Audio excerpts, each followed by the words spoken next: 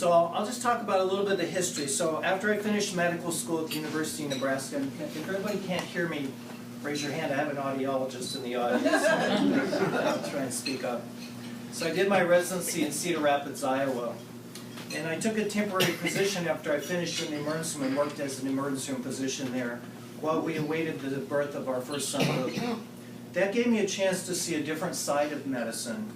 It taught me that I really wanted to develop those long-term lasting relationships that you talk about with patients, and that I would really only be fulfilled by starting my own family practice. After that, we volunteered for 6 months in Project USA, and we were in several native health villages in New Mexico, and in Montana, and in Barrow, Alaska, before we settled in our new home in Fremont. This time period gave me an opportunity to kind of get my licensure in place, get my staffing in place, in preparation for opening my solo practice in July of 1981 in Fremont. I still remember how happy I was, but anxious to see my very first patient with my brand new staff. Evelyn and I wonder now if it was bravery or if it was maybe foolishness to have a new baby, buy a new house, start a new practice with no patient base and with no other source of income. Well, as you know, it worked out. And Fremont has been very supportive of us and has been a marvelous place for us to practice medicine and raise our family. I want to talk a little bit about my staff. As you know, many of them are here. The loyalty of my staff is unmatched. In 33 years of practice, I have 2 employees that have been with me from the beginning. I have 6 that have been with me 25 years, and I have 9 that have been with me more than 10 years. We have 5 families who have worked with me with 2 generations of their families to serve our patients. With all the stresses and changes in medicines, I really feel this is a remarkable accomplishment. It shows their dedication to caring for their friends and families. Their dedication goes beyond the time that they spend in the office. My staff has been involved in patients' weddings, in funerals. They've done baby showers for needy patients. We've had fundraisers to help patients with their medical bills. Most importantly, they hold patients' hands when they need a compassionate listener. They share in the joy of their joys and shed tears at the loss of one of their loved ones. The patients know their dedication, and I think it's often they would rather see my staff than me on many given days. That same devotion the staff shows to our patients is extended to me and my family. They do their best to make a day run smoothly. In a busy day in a family practice with many emergencies that come in, they work with the schedule and the patients in all kinds of ways. In the years of illness in my own family, they sent supper home with me for a year. They took our kids to activities when I was unable to, and they hugged me at the time of my mother's death. I will never forget their kindness and compassion. Family. Family is the most important part of this journey. They've been patient, they've been understanding, they've been kind. They've taken over when I've called to attend to other people's needs. It was a privilege to mentor all 3 of my sons during their medical education. It was marvelous to see their compassionate care in my patients in my office and to see them through their medical rotations. It's given them a great deal better understanding of what my day-to-day life is like. I'm honored that they've all chosen the path of medicine in their own career paths, and it's rewarding and sometimes humorous to talk to them now about their own patients. You might find it interesting that my psychiatrist's son, Curtis, called me the other day to talk about constipation. Evelyn happened to be overhearing the conversation. It was very detailed and very involved, and her eyes got bigger and bigger, and when I hung up, she says, "What is wrong with Holly?" I said it wasn't Holly, it was one of Curtis's patients. The most important person here today is Evelyn. She stood by my side and been my most trusted, confident, my most compassionate, understanding partner that anyone could have had. She was a mother and often the father when I wasn't able to be part of family life. She waited patiently many evenings and nights until I got home to share my joys or my sorrows of the day. I know how difficult it was at times, but she's continued her undying love and support and I'm eternally grateful. Students, I've been involved in medical students' careers throughout my practice years. It's a source of continued stimulation and keeping up with the latest advancements in medicine. It's sharing their joy at their first delivery or their satisfaction in doing their first laceration repair. Gives me a warm feeling. It's interesting to see them move on into private practice of medicine and what it's like. It's interesting to show them how it is to be in the private practice of medicine and show them what community life is like in Fremont.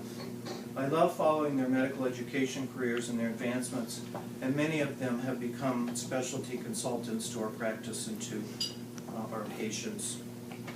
Patients. The doctor and patient relationship is really special. I'm privileged to have cared for 4 generations of family. I'm so humbled that they have placed their trust in me for 3 decades. We've gotten to know each other well, and I feel like part of their lives. They are also part of mine as well. They ask me how my family is, they offer prayers, they send me gifts, they get articles out of the paper or journals that they know I might want to read. This is really what family practice is about, caring for families through generations. It's a blessed coincidence that the first baby I delivered in 1981, the baby's name was Christine. She was also the last baby. I delivered her last baby girl in 2011 when I delivered my last baby in Fremont. Things have changed in medicine. Many things have changed in the past years of my career. Immunizations now are available to prevent many devastating diseases that families suffered in those days. I remember many nights of uninterrupted sleeps when I went to the emergency room to do spinal taps on young children, looking for meningococcus meningitis. And now this is extremely preventable with the vaccines that we have. We now have genomics to assist in cancer care and even cardiovascular care.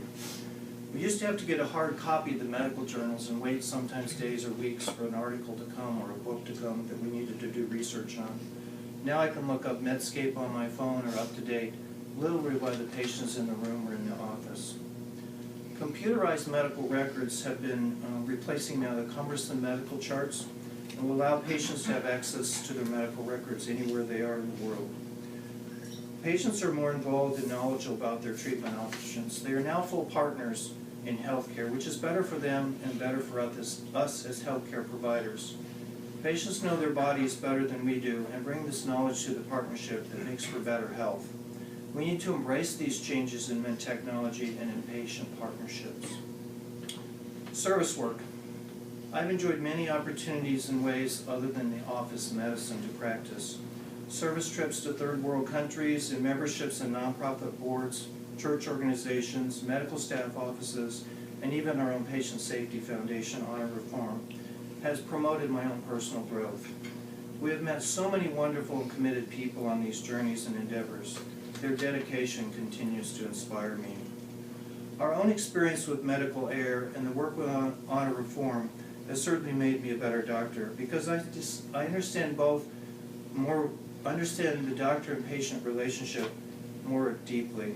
I'm less defensive, I'm more compassionate, and I'm more grateful than I used to be. I've learned how to accept responsibility and to do the right thing, even when it is the most difficult thing to do. To say, I'm sorry, this is not what I wanted for you, when part of the patient care did not turn out as we planned.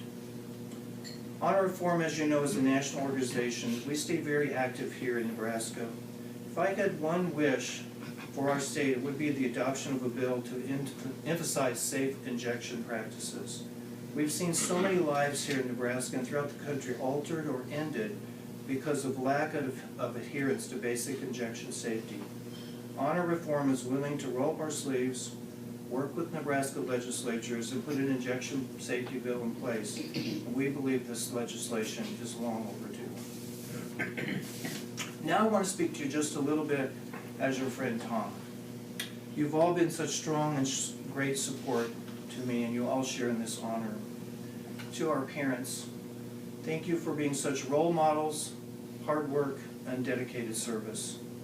To my family members, thank you for waiting Christmas dinner for me till I finished many long nights at the hospital. To Katie, and she's in here, Thank you for your steadfast effort in compiling the nominations of this award. To Tom, your partnership is a treasure to me. Your loyalty and cooperation to our practice has made it an enjoyable place to work. Thank you especially for covering me in the long times when we've been away with foundation work. To Mike and Ron, who could have foreseen today that when we were classmates 40 years ago at the Chicago Clinic, your friendship through these years has seen us through many difficult times and many joyous times.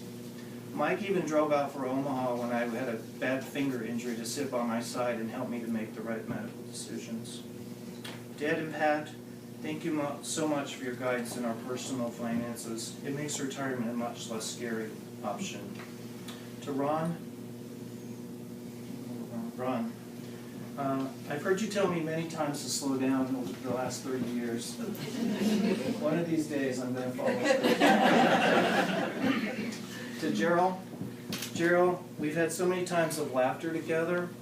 I appreciate you as a cousin, as a friend, as a naturalist, and even as my chauffeur to many late night house calls.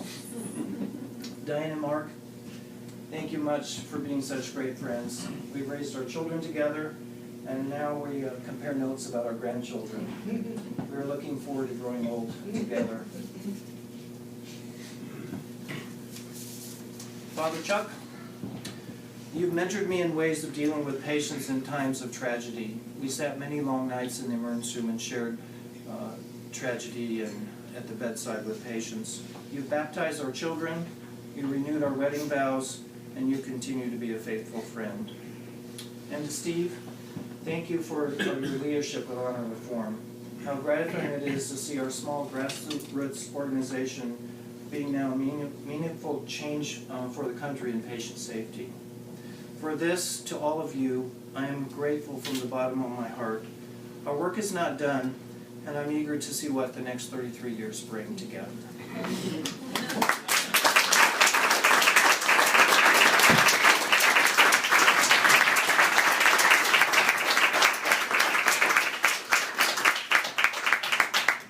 Thank Dr. McKnight for all of his contributions.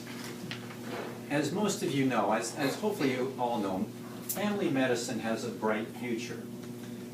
Things are changing. Family medicine is gaining more traction. It's becoming the specialty that is really the most important to impact patients' care down the road, looking at preventive health care, value-based health care. With people like Dr. McKnight, you can see we have a very bright future. Thank you. Thank you so much.